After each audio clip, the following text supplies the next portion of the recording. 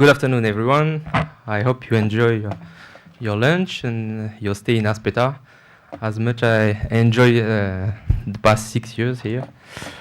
All right, so yeah, I'm very grateful from the organizer to have the opportunity to present some of the work that we did during these 6 years about sprint performance under heat stress. The ability to execute or repeat short sprint is central to performance in many key sporting events. We have defined the sprint capacity as a brief exercise where maximal workout can be nearly maintained until the end of the task, which is, for example, the 100-meter sprint. However, in the context of this presentation, I will take a broad approach and include all-out exercise up to 30 seconds, where performance can eventually decrease. The ability to produce the best possible average sprint performance over a series of sprints has been termed repeated sprint ability. On the left side of the equation, you have the initial sprint performance, which is closely linked to the ATP supply, power, or neural coordination aspect.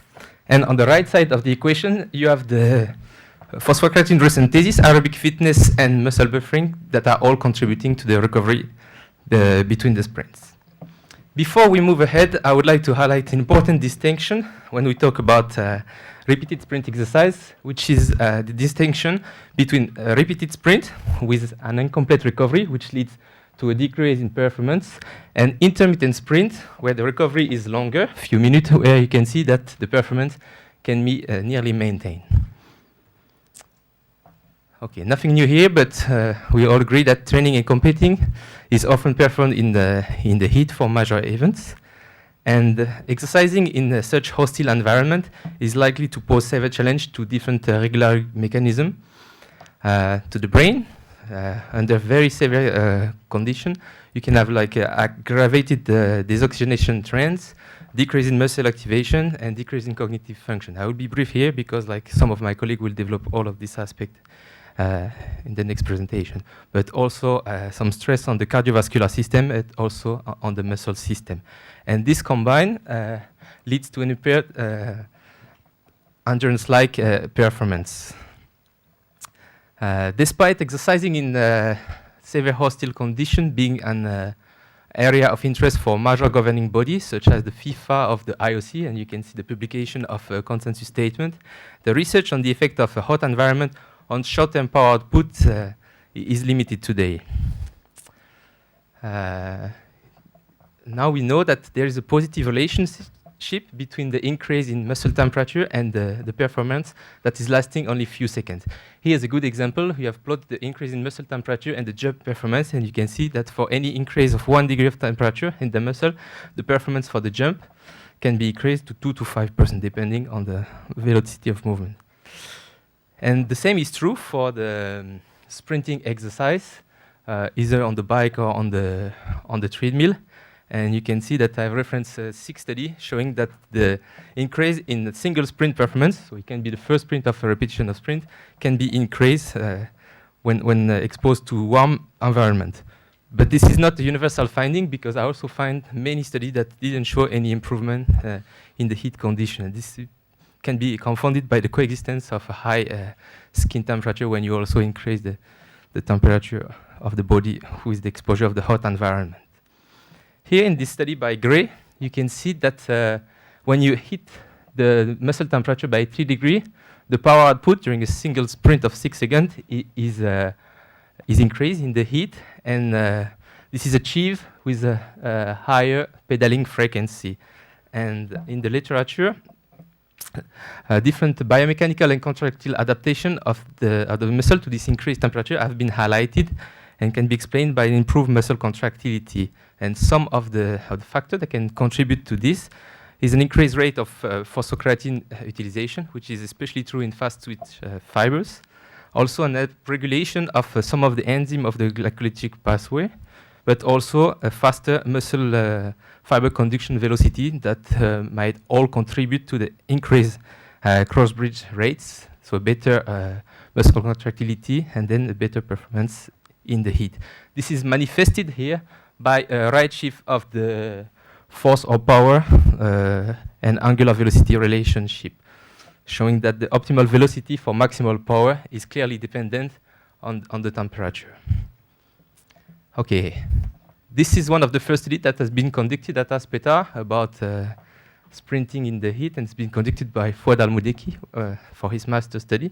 So in this study, we requested the participant to perform an intermittent sprint protocol, so with a longer recovery period in the two temperature, 24 versus 40, and some sprinting every 5 minutes.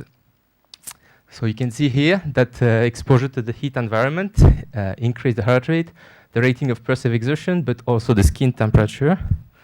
If the core temperature increased during this 35 minutes of exposure, however, there was no difference in the core temperature.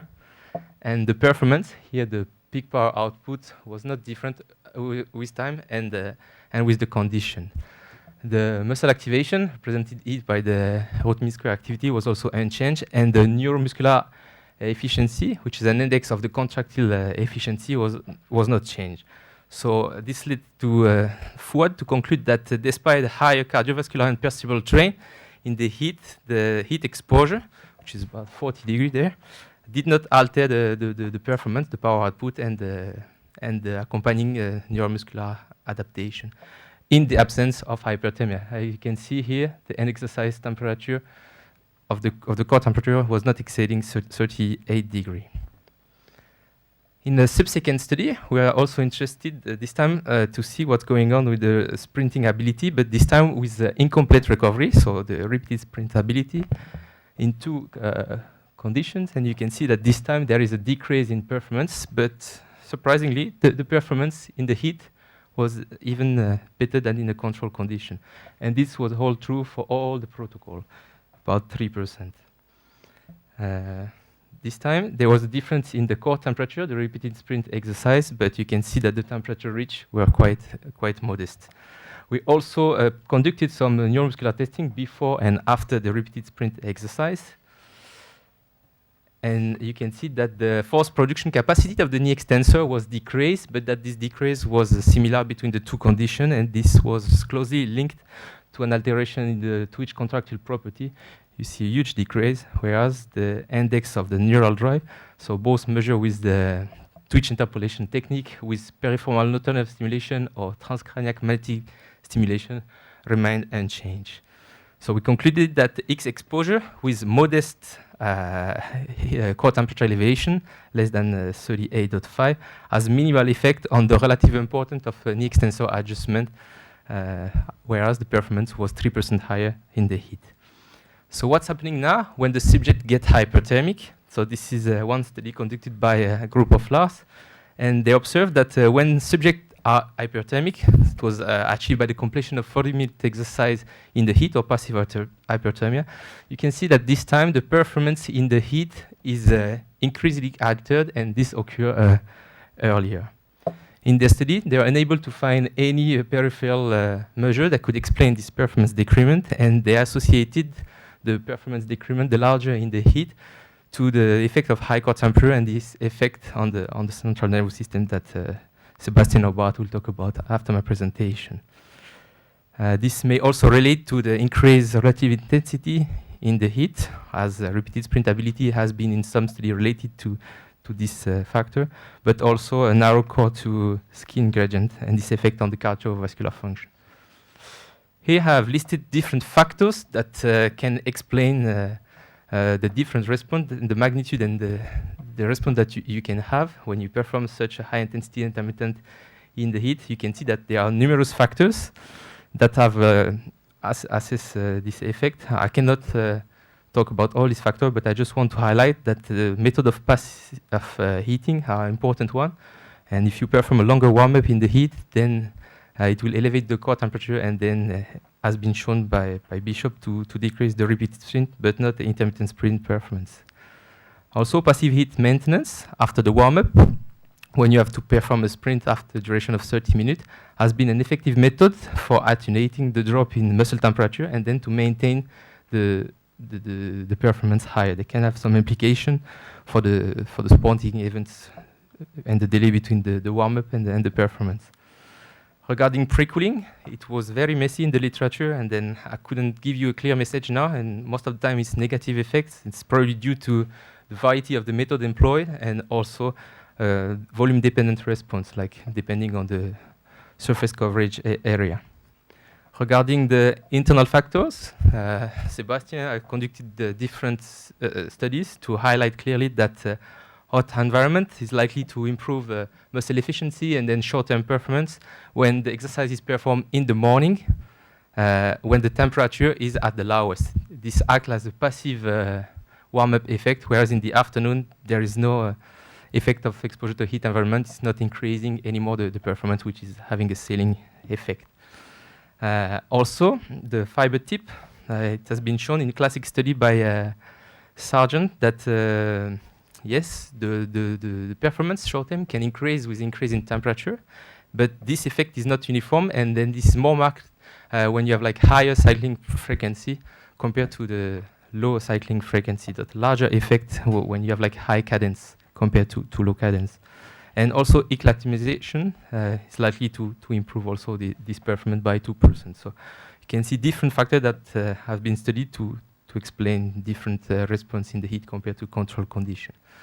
Okay, here we are in Qatar, and as you know, like it's getting hot during the summer, so we got the chance also to move from the lab to the field and then conduct some studies on professional athletes. So this is basically the study that will be presented tomorrow by Lars, but I will just want to give you one snapshot on the performance side. So we had the team of football players that came to Qatar for 10 days, something like this, and they played two matches, one in a control condition in Aspire Dome, and one outside. You can see the high temperature that was at the time. And we asked the subject to perform a repeated sprint exercise before, after, and 24-48 after each match. And what we observe is that the total sprint time, the cumulative time of these three sprints, compared to baseline, is lengthening. So it takes longer to perform these three sprints, but that this effect was similar across condition. The interesting thing is like after playing the match in the hot condition, that you can see that the repeated sprint performance recover after 24 hours in the heat, but not in the control. And this can be linked maybe to the match pattern, where the players they are maybe exercising or self-pacing somehow during the exercise. That can be a reason why they recover quicker. We also conducted the field study with tennis players, and big thanks to Babette, I don't know where she is, but thanks to her for the subject recruitment. So we have 12 tennis players that came to Qatar to play one match in indoor condition, in cool, and one outdoor. It was in September 2012, and same story. We performed some repeat sprinting before. In the middle of the match was about 2 hours, so a typical 3-set match, and then again immediately after, and 24-48 after. So what we observed this time is that compared to pre-match, the repeated sprint ability, so again the cumulative times, lengthen during the match, and you can see that this effect occurred already after 1 hour of playing tennis, and then there were no further decrements after 2 hours. But differently from the football, you can see that after 24 hours, the sprinting capacity already recovered. Okay, now I would like to finish my talk to emphasize some of the biomechanical manifestation of fatigue during repeated sprinting. This is an area that I was interested in. So we are lucky to be able to test the Qatar national team two years ago. And we highlighted that when they perform like kind of difficult repeat sprintability test, the RAS, this decrement in performance was associated with some biomechanical adaptation, namely decrease in stride frequency and longer contact time, which is a good example of an alteration in neuromuscular function. And looks like the neural activation represented here by the EMG activity can largely explain the decrease in the sprinting performance across the sprint.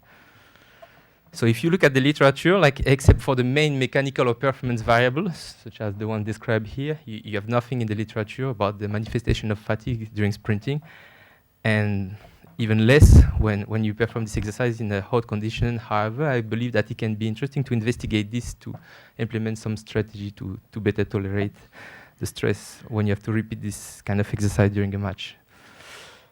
Okay, so 3 years ago, I was lucky enough to get a grant to purchased an instrumented treadmill from Qatar National Research Foundation.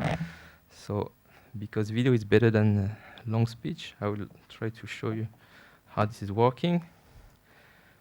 So, as you can see, the subject can start from a crouch position and accelerate the belt of the treadmill himself to produce the speed. So it was a sprint of 5 seconds in this instance.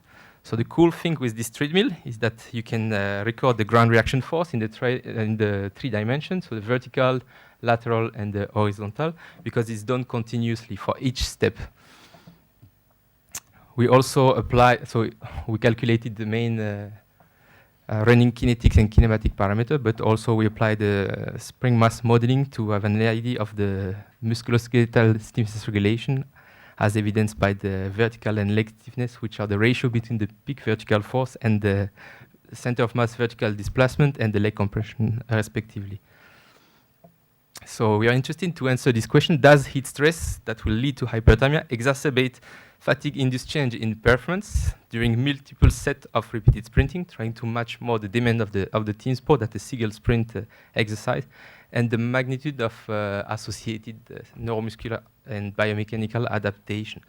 So to answer this question, we ask our 14 subjects, but here I have data of 12 subjects only so far, to perform 3 sets of 5-second sprints with 25 seconds in between the set and 3 minutes between the sprints, 2 minutes between the set. This in 2 conditions, 25 and 38 degrees. So the whole protocol duration lasted about 1 hour. I will not give you more details about the protocol, so it will be clear. So when the subject came to the lab, we instrumented them, they rested to have control value, and then they performed the warm-up protocol, including submaximal running and then some athletic drills and submaximal and maximal sprint directly on the treadmill. Then we perform some pre-testing, including 3 criterion sprints and running at constant velocity at low, 10 km, and high, 20 km an hour. And then after 5 minutes, then we started the repeated sprint protocol. So once again, 3 sets of 5 seconds running sprints with 25 seconds in between the sprint and 3 minutes between the 3 sets. And again, we perform also, after this exercise, the constant velocity run at 10 and 20 km an hour. So we measure the core and skin temperature. We measure a different time interval, but I will just highlight in red in my graph, like what I will present to you. We measure the heart rate, the rating of perceived exertion, and the thermal comfort and sensation, and also the lactate concentration. So at the different time interval that are highlighted here in red.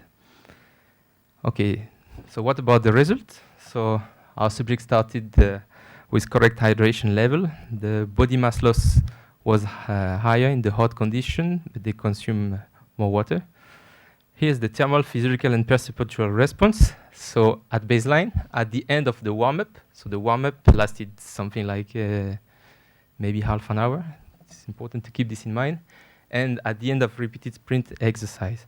So as you can see, the core temperature increased and was higher at the end of the exercise that was performed in the hot condition. But as you can see, like the core temperature increased quite a lot also in the control condition. It was different, but it's a narrow difference, probably due to the length of the warm-up. Also some difference in the skin temperature, a lower lactate level in the heat, and major perceptual response in the heat as well. Here you have on the left the rating of perceived exertion for the 15 sprints, so for the 3 sets, and on the right the heart rate. And you can see that there is a upward shift with the heat, with higher thermal, physiological, and perceptual strain in the heat.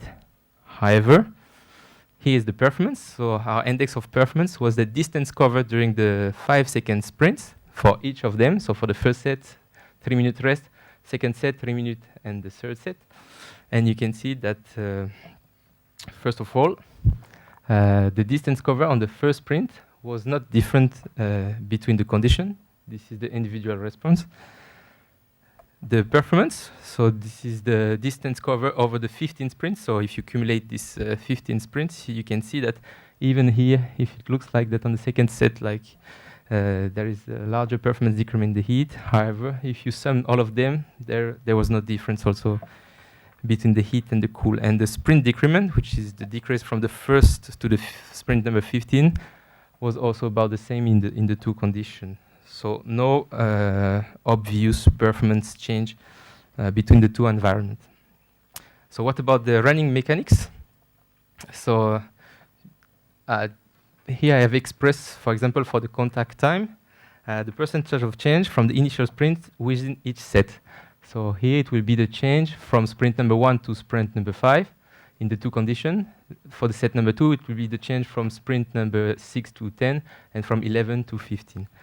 And you can observe for running mechanics, kinetics, and spring mass model that there were last change, but this change were not influenced by the environment, so matching what we observe on the performance.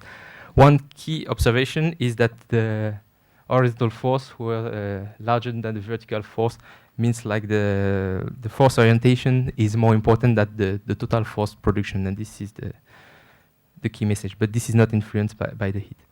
Okay, I will leave you here, and thank you.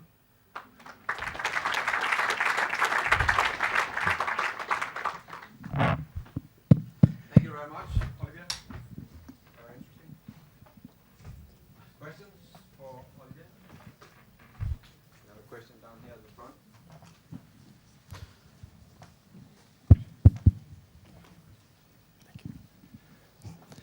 Thanks very much. In the data you show for the outdoor football match here, you concluded the sprinting performance was improved following the hot environment. No, what was not improved was it was you can see the sprint take longer to perform. You can see from baseline to the end of the match, so the performance is clearly altered. What I was trying to explain is like after playing in the hot conditions, so when you test the guy after 24 hours, you can see that the sprint performance is recovered after 24 hours, whereas in the cool condition, it's not yet recovered. And I was trying to explain that maybe this is related to the match characteristic, where the players, maybe they cover less distance at high intensity, so they have less fatigue, so maybe that's why they can recover quickly. But this is the purpose of the presentation of last tomorrow. Okay, so you didn't quite control for the quality of playing, and also they could have more rest in the hot environment, less fatigue. That could explain why, and they could recover faster. Exactly, this is what, has been presented this morning by George in the paper of Moore, but like it will be detailed. It has been done with Amisco, all the match characteristics. Okay, thank you. Yes, more questions? I also have a comment in regard. You presented some data where when the subjects started with a muscle temperature of 34 and they exercise in a hot environment, they actually were better off compared to a cool environment. But my question is in regard, how applicable is that to conditions where, normal conditions of competition where athletes actually warm up? Or if it's in a football match, they actually do a warm up, so the temperatures probably are not 34.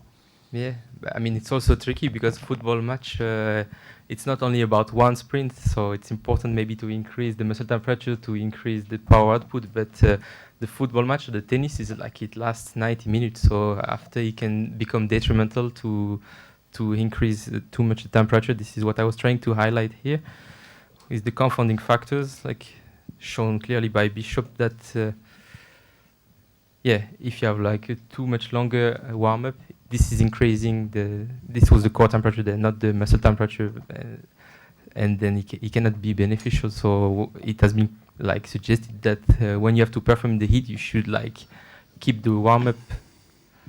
But you normally the muscle temperature is lower than the core temperature. You can have a core temperature of 37 and the muscles are 34. Mm-hmm. So you could still warm up the muscle to 37 and probably that doesn't affect core until your muscles start becoming hotter than core. Yeah, this is also this study, like the passive heat maintenance, like exactly the warm-up, like increase the muscle temperature, but after it's going down quite quickly, and then this study by Faulkner has shown like if you maintain the heat temperature for with different way, then you will keep the sprint performance, which was a single sprint in this study and the repeated sprint in this one better. And this was a delay of 30 minutes. So yes, certainly, like by using this kind of methods, then you can have increased performance. And this is, for example, the warm-up for the athletics. With the warm-up 45 minutes before the events, we can target like what's the better window and the best method to keep the temperature of the muscle warm to be able to perform better at this timing. And this, I guess, there are many practical issues. Good. Thank you. I think that to stick with the time schedule, we will move on to the next one.